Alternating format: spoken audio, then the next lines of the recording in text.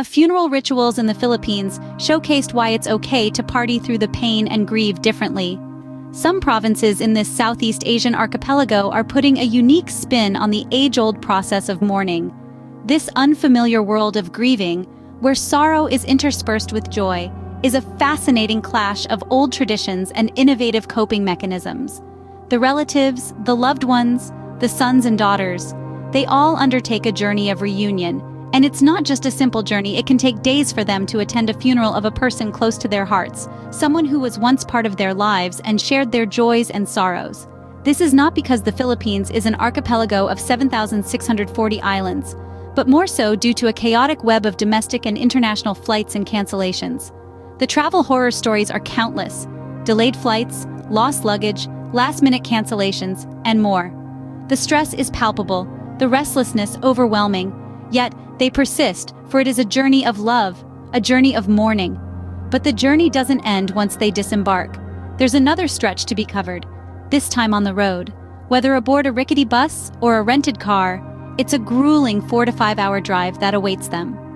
The last lap of this arduous journey leads them to a small rural area called barangay, or village. A place where time seems to stand still, where the pace of life is slow, and community bonds run deep. A place that's worth all the chaos, all the hardship.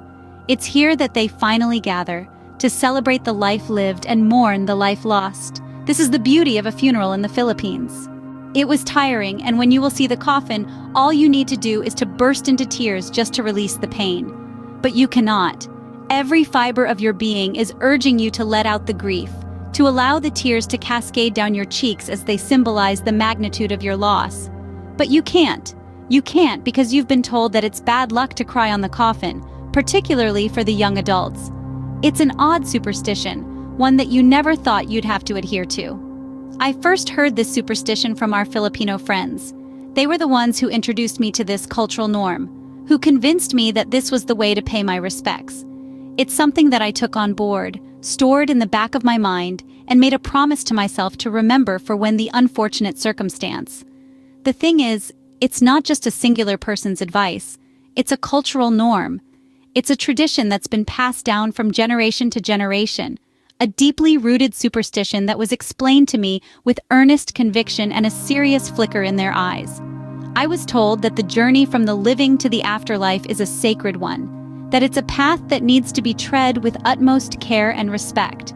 I was also told that the coffin is the last earthly vessel of the departed, and that crying on it could potentially bring bad luck. Imagine that. You travel halfway across the world to grieve a person who was once a vital part of your life, only to be told that your tears could curse both of you. But who would bear the brunt of this curse? The departed one is already beyond the reach of earthly plights. You stand before the coffin, surrounded by those who loved the departed as much as you did. You see them keeping it together, their faces a mask of composed sorrow. You wonder how they do it, how they restrain the urge to grieve openly, feel torn, a war within you, to cry or not to cry. How do you grieve a person you loved so dearly? As per the traditions of some provinces in the Philippines, there's an unwritten but important rule. No one grieves alone. It is the family's duty to create a joyous atmosphere for grieving loved ones. The sorrow is managed with music, laughter, and togetherness, even if that means karaoke and hiring musicians to have a live music. The push and pull of how to grieve was shocking to Westerners. The way the deceased expressed his last wish was something extraordinary, gently imploring, if circumstances allowed, for all the loved ones he left behind in faraway lands like Europe and North America to make a journey to the one place his heart had always belonged to, the Philippines. This was not just a mere request, but a heartfelt plea steeped in love, a call to experience the warmth, the beauty, and the vibrant culture of a nation he had grown to call home. This was an invitation to explore the sparkling shores, the enchanting rainforests, the bustling cities, and the tranquil rural landscapes that gracefully adorned this Southeast Asian archipelago. But more importantly, it was an appeal to experience the love he held for this country, to witness firsthand the charm and allure that had captured his heart so profoundly. The culture, the people, their hospitality, and the myriad traditions were all elements he wanted his loved ones to explore and understand. And his loved ones, in the true spirit of honoring their beloved, listened. This profound desire of his has since resonated within the hearts of many balikbayans, Filipinos residing abroad. This eternal, unspoken bond with their homeland has been reignited. And this is one of the reasons why a lot of balikbayans are coming back to the Philippines. Funeral parlors are expensive in the Philippines, hence the body is stored in the family's home. This home often includes extended family as well, irrespective of how large or small the house is. In barangays, these homes are usually open to the neighborhood animals. The family needs to rearrange the space to accommodate the funeral, catering to traditional practices and superstitions. There are often disagreements regarding the mourning procedures and the presentation of the donation box. The atmosphere is buzzing with relatives, neighbors, and friends, creating an environment where there seems to be an expectation to entertain. The intensity is heightened if the funeral coincides with Christmas, the biggest celebration of the year in the Philippines. This can result in a jarring mix of mourning and celebration that can be difficult to comprehend for foreigners. The funeral procession includes a marching band, and there is another celebration post-funeral with a feast.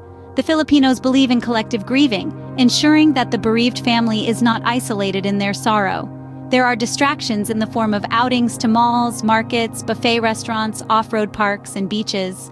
This may seem unconventional, but it aids the grieving process. Filipinos also believe in accompanying the deceased on their journey to the afterlife. The wake or lamay, where mourners stay with the body for at least 3 days, is practiced widely. This companionship extends to the deceased as well, as they are not left alone and are surrounded the love of their friends and family. The coffin is not burnt, reflecting a long-standing Filipino tradition dating back to Spanish rule. In essence, the way of mourning in the Philippines is unique, where the life of the deceased is celebrated with laughter and joy. This contrasts sharply with conventional mourning practices in developed countries. However, these eccentric practices can help alleviate the pain of loss, as one is surrounded by a supportive community. The feeling of loneliness can creep in once you're back in your adopted country, miles away from the comfort of your family. But remember, they're just a video message away. We hope this video has given you a unique insight into Filipino funeral traditions. These customs, deeply rooted in community and superstition, may seem strange to those unfamiliar with them. The open-door policy at the family home, round-the-clock company for the deceased, and a lively atmosphere signify a celebration of life. It's an invaluable reminder that grief takes different shapes across cultures, none being more valid than others. Respecting these differences is important in our interconnected world. On these traditions, compare them to your own experiences of loss. Sharing and discussing such experiences fosters empathy and broadens our perspectives. We'd love to hear your thoughts. Have you attended a funeral in another culture? How did it compare to your country? Share your stories in the comments below. Remember to like this video, subscribe to our channel for more insights. Thank you for watching, and remember, there's always more to learn when we take the time to listen and understand each other's experiences.